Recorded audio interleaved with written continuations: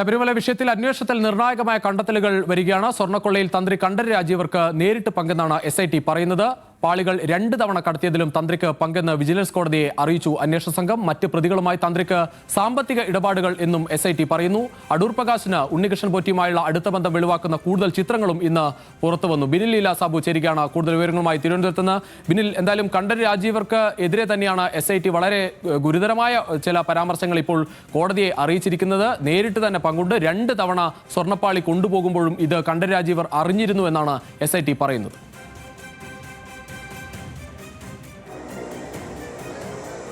രുചീഷ്, നിർണായകമായ കണ്ടെത്തലുകളാണ് ഇപ്പോൾ SIT കണ്ടെത്തിയിരിക്കുന്നത്. പ്രധാനമായും ഈ തന്ത്രിക്ക് കൃത്യമായി തന്നെ സ്വർണ്ണപ്പാളി കൊണ്ടുപോയതിൽ അതിൽ പങ്കുണ്ട്, മറ്റ് പ്രതികളുമായി സാമ്പത്തിക ഇടപാടുണ്ട് എന്ന ഗുരുതരമായ ഒരു കണ്ടെത്തൽ കൂടി SIT കണ്ടെത്തിയിട്ടുണ്ട്. ഇന്നലെ കൊല്ലം കോടതിയിലാണ് ഇത് SIT ഈ വിവരം അറിയിച്ചത്. എന്തായാലും തന്ത്രിക്ക് കൂടുതൽ കുരുക്ക് മുറുക്കുന്നതാണ് ഇത്തരത്തിൽ ഉള്ള SITയുടെ കണ്ടെത്തലുകൾ. അത് കൂടുതൽ അന്വേഷണം ഇക്കാര്യത്തിൽ നടക്കുകയാണെന്നും കോടതി അറിയിച്ചിട്ടുണ്ട്. മറ്റൊന്ന്, ഇതിൽ അടൂർ പ്രകാശിന് ഉണ്ണികൃഷ്ണൻ പോറ്റിയുമായുള്ള അടുത്ത ബന്ധമുണ്ട് തെളിയിക്കുന്ന ചിത്രങ്ങൾ കൂടി ഇപ്പോൾ പുറത്തേക്ക് വന്നിട്ടുണ്ട്. 2 ചിത്രങ്ങളാണ് ഉള്ളത്. അതിൽ ഒരു ചിത്രത്തിൽ സമ്മാനങ്ങൾ സ്വീകരിക്കുന്ന ചിത്രങ്ങൾ കൂടിയുണ്ട്. അത് ബംഗളൂരിൽ വെച്ചാണ്, അത് കേരളത്തിൽ വെച്ച് പോലുമല്ല, ബംഗളൂരിൽ വെച്ചാണ് ആ കൂടിക്കാഴ്ച നടന്നിരിക്കുന്നത്. അതോടൊപ്പം തന്നെ അതിൽ എടുത്തു പറയുന്ന ഒരു കാര്യം, ഇതിൽ അടുത്ത ബന്ധമില്ലെങ്കിൽ എങ്ങനെയാണ് ഈ ഫോൺ വിളിക്കാതെ അല്ലെങ്കിൽ പരസ്പരം സംസാരിക്കാതെ എങ്ങനെയാണ് ബംഗളൂരുവിൽ വെച്ച് കാണാൻ സാധിക്കുക എന്ന ഒരു ചോദ്യം കൂടി അവിടെ ഉയരുന്നുണ്ട്. എന്തായാലും ഇക്കാര്യങ്ങളെല്ലാം തന്നെയും അടൂർ പ്രകാശ് സമ്മതിക്കുകയും ചെയ്തു.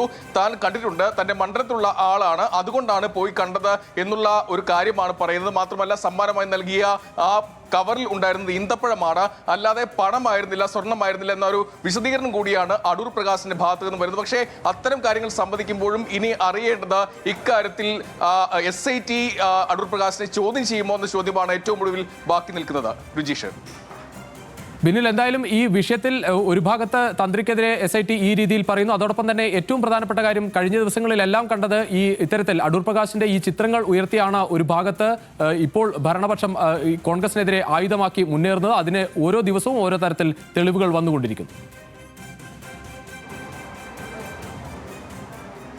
തീർച്ചയായിട്ടും ഇന്ന് രാവിലെ ഹലോ മലയാളത്തിൽ കൃത്യമായി തന്നെ മന്ത്രി വാസവൻ പറഞ്ഞു, ഈ സ്വർണ്ണക്കൊള്ളയിൽ UDFന് അത് ബൂമറാങ്ങായി വരും എന്നാണ് മന്ത്രി പറഞ്ഞത്.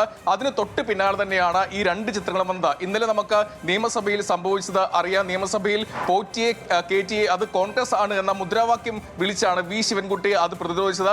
എന്തായാലും ഇന്നും V ശിവൻകുട്ടി അതിൽ കൃത്യമായ പ്രതികരണം നടത്തി. അദ്ദേഹം പറഞ്ഞ കാര്യം, അന്വേഷണം ഓരോ ദിവസവും മുന്നോട്ട് പോകുമ്പോൾ ഉന്നതരിലേക്ക് പോവുകയാണ്, കുറ്റവാളികളെല്ലാം കോൺഗ്രസുകാരായി മാറുന്ന കാഴ്ചയാണ് കാണുന്നതെന്നാണ് അദ്ദേഹം പറയുന്നത്. പ്രത്യേകിച്ച് സോണിയാഗാന്ധിയെ കണ്ട കാര്യം അദ്ദേഹം എടുത്ത് പറയുകയും ചെയ്യുന്നുണ്ട്. സോണിയാഗാന്ധിക്ക് അവിടെ ഒരു സ്വർണ്ണ ഏല സമ്മാനിച്ചു. ആ സ്വർണം എവിടെ നിന്ന് വന്നു എന്ന് അന്വേഷിക്കണമെന്നും അദ്ദേഹം ആവശ്യപ്പെട്ടു.